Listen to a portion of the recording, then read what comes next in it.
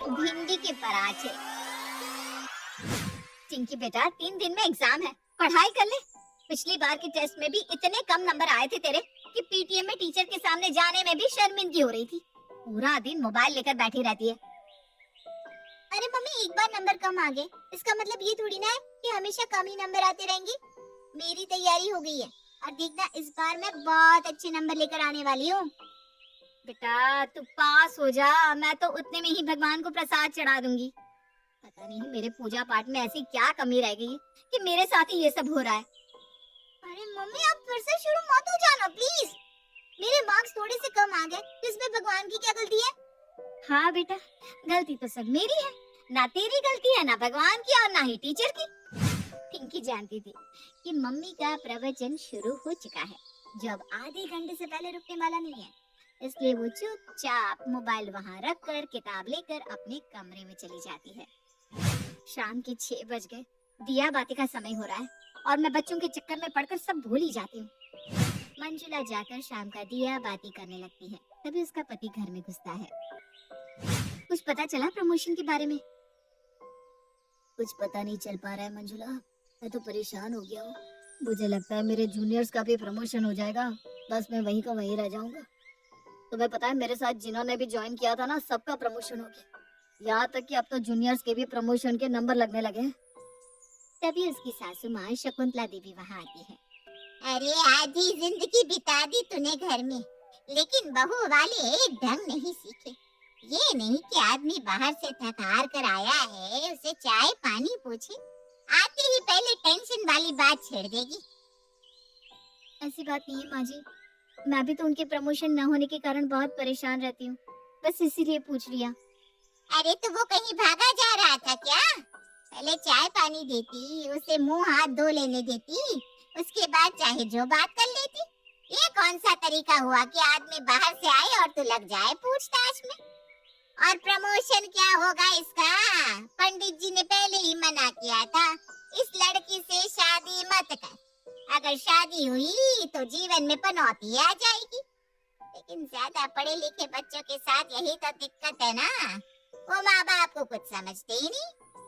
तब तो कहता था माँ मेरी सरकारी नौकरी है, मुझे किस बात की कमी जो मंजुला के आने से पनौती लग जाएगी। ये सब तो अंधविश्वास की बातें हैं, लेकिन देख ले आखिर में सच्ची साबित हुई ना पंडित जी की बातें। आपके कहने का मतलब क्या है माँ? इनका प्रमोशन इसलिए रुका हुआ है क्योंकि उनकी शादी मुझसे हुई है, यानी कि उनकी जिंदगी में जो कुछ भी बुरा हो रहा है वो सब मेरे कारण हो रहा है।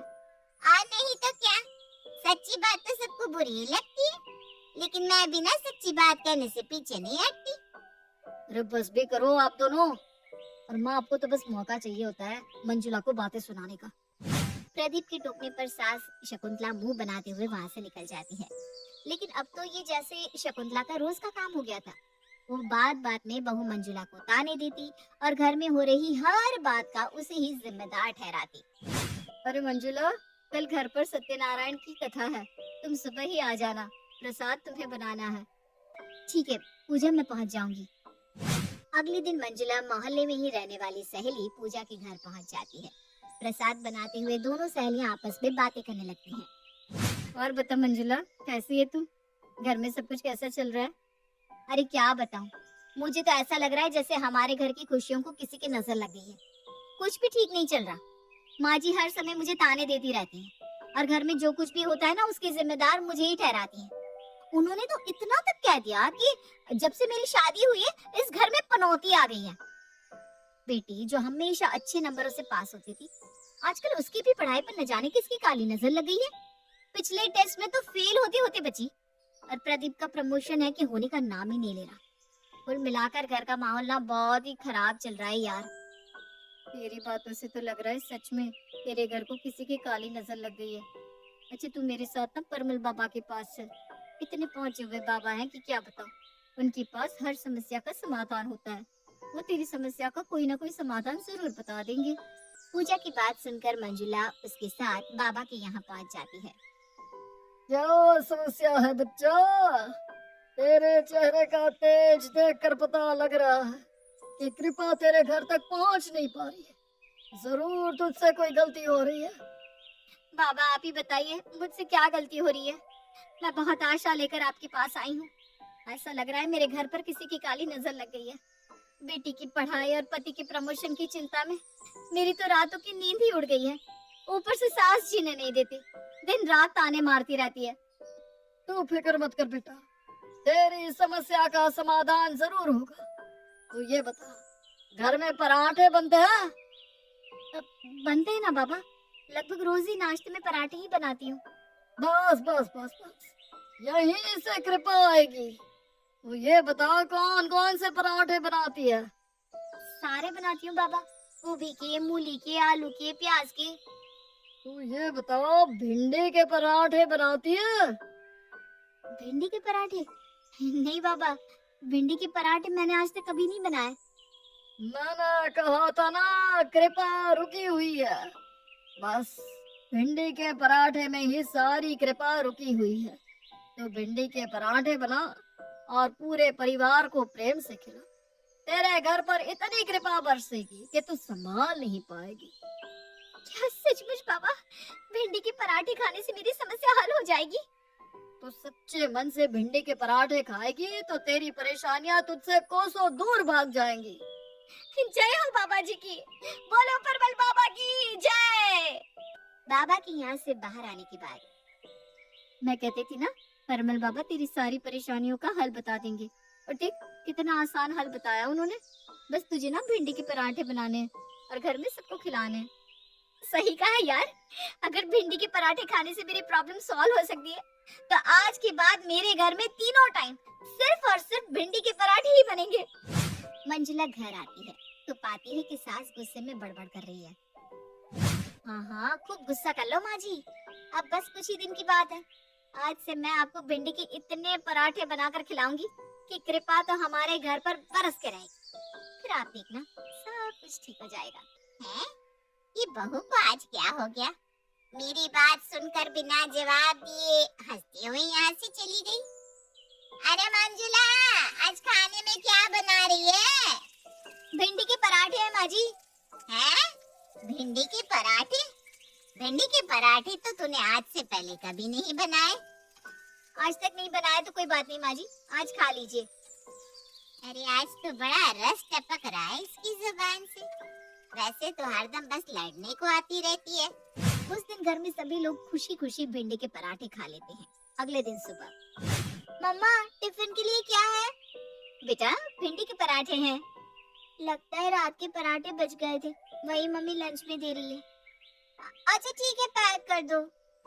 उस समय भी सभी लोग चुपचाप भिंडी के पराठे खा लेते हैं। शाम के समय बहुत तेज भूख लगी है मंजुला, खाने में क्या है? हाँ बैठिए, मैं भी खाना लगाती हूँ। भिंडी के पराठे बने हैं। अरे यार ये क्या है? कल रात को भी तुमने भिंडी के पराठे बनाए थे, सुबह नाश्ते में भी भिंडी के पराठे बनाए और अब फिर से भिंडी पराठे। तुमने थोक के भाव से भिंडी खरीद ली है क्या? खैर जो भी हो, अब मैं कोई भिंडी विंडी नहीं खाने वाला हूँ। मुझे तुम कुछ और बना कर दो। आपको मेरी कसम है, जो आपने भिंडी के पराठे खाने से मना किया। अगर मैंने भिंडी के पराठे बनाए हैं तो कुछ सोच कर ही तो बनाए होंगे ना। लेकिन क्या सोचकर बनाया है, कुछ बताओ भी। देखिए मैं जो भी कर रही हूँ ना, इस घर की सुख शांति और खुशहाली के लिए कर रही हूँ। मैं परमल बाबा के पास गई थी और बाबा जी ने कहा है कि अगर हम लोग भिंडी के पराठे खाएंगे तो हमारे घर में कृपा बरसेगी और हमारी सारी प्रॉब्लम सॉल्व हो जाएगी। अरे मम्मी आप कैसी बातें कर रही हो? आप पढ़ी लिखी होकर ऐसी अंधविश्वास वाली बातें कर सकती हो? अगर भिंडी का पराठा खा लेने से सबकी परेशानियां दूर हो सकती तो सारी दुनिया भिंडी के पराठे खा खा के ही सुखी हो जाती। देखो मुझे कोई बहस नहीं करनी, जो मैंने कह दिया सो कह दिया। आप लोग मेरा मरा हुआ मुंह देखोगे अगर आप लोगों ने भिंडी का पराठा खाने से मना किया तो। मंजुला जिद पर अड़ गई थी और किसी की भी बात सुनने के लिए तैयार नहीं थी। मंजुला की जिद देखकर मन मारकर सभी लोग भिंडी के पराठे खा लेते हैं, लेकिन मंजुला अभी रुकने के मूड में नहीं थी। अगले 3 दिनों तक वो सुबह दोपहर शाम जय बाबा जी के नारे लगाते हुए भिंडी के पराठे बनाती जाती है और जोर जबरदस्ती से सबको खिलाती जाती है। मंजुला को महसूस हो रहा था कि जब से उसने अपनी सास को भिंडी के पराठे खिलाना शुरू किया है, उनका ताने मारना और झगड़े करना बंद हो गया है। उल्टा वो तो मंजुला से बड़े प्यार से पेश आ रही थी। चौथे दिन, मम्मी आप सोच भी नहीं सकते आज क्या हुआ है। अरे साफ साफ बताना बेटा क्या हुआ है। मम्मा मेरी टेस्ट की शीट मिल गई है और मेरी क्लास में 3rd रैंक आई है। देखा मैं कहती थी ना कृपा बरसेगी, बरस गई कृपा। जय बाबा जी। तभी प्रदीप भी खुशी खुशी घर आता है। मंजुला, मेरा प्रमोशन हो गया, मैं चीफ इंजीनियर बन गया। आज तो सब अपना मुंह मीठा करो। जय हो परमल बाबा, आपकी भिंडी ने तो कमाल ही कर दिया। देखिए मैं ना कहती थी कि भिंडी के पराठे से कृपा बरसेगी। अब तो मैं अगले 1 साल तक आप लोगों को भिंडी के पराठे ही खिलाऊंगी। अरे मम्मी रुक जाओ आप। आपके बाबा जी के पराठे से नहीं, मेरी मेहनत से अच्छे नंबर लाई हूँ मैं। और मेरे मार्क्स कम इसलिए आ रहे थे क्योंकि आप और दादी दिन भर घर में लड़ाई झगड़ा करके माहौल इतना खराब कर देती थी कि मैं पढ़ ही नहीं पाती थी। अब आप दोनों अच्छे से रह रहे हो तो मैंने आराम से पढ़ाई की और मैं 3rd आ गई। हाँ बहू, तूने भिंडी के पराठे खिला खिला कर उबा दिया था, इसलिए मैं तेरी सहेली पूजा से मिलने गई और उससे तेरी परेशानी पूछी। उसने बताया कि तू मेरे ताने मारने और झगड़ने से परेशान है, इसलिए भिंडी के पराठे बना रही है। मैंने सोचा अगर मैं लड़ना छोड़ दूंगी तो तू भी ये पराठे बनाना बंद कर देगी और कुछ ढंग का खाना बनाकर खिलाएगी। बेटा अब अगर तूने एक और दिन मुझे भिंडी दिखाई ना तो मुझे उल्टी ही हो जाएगी। और मेरा प्रमोशन तो 1 महीने पहले ही हो गया था। मेरा बॉस छुट्टी पर था, इसलिए लेटर उसके मेल बॉक्स में फंसा हुआ था। आज जब उन्होंने वापस ज्वाइन किया तो मुझे मेरा प्रमोशन लेटर भी मिल गया। तो इसका मतलब मेरे भिंडी के पराठे से कुछ नहीं हुआ? नहीं, और तुम्हारे बाबा की और कृपा हमें नहीं चाहिए। भगवान के लिए आज के बाद भिंडी के पराठे मत बनाना प्लीज। प्रदीप की बात सुनकर मंजुला के चेहरे पर हंसी खिल जाती है।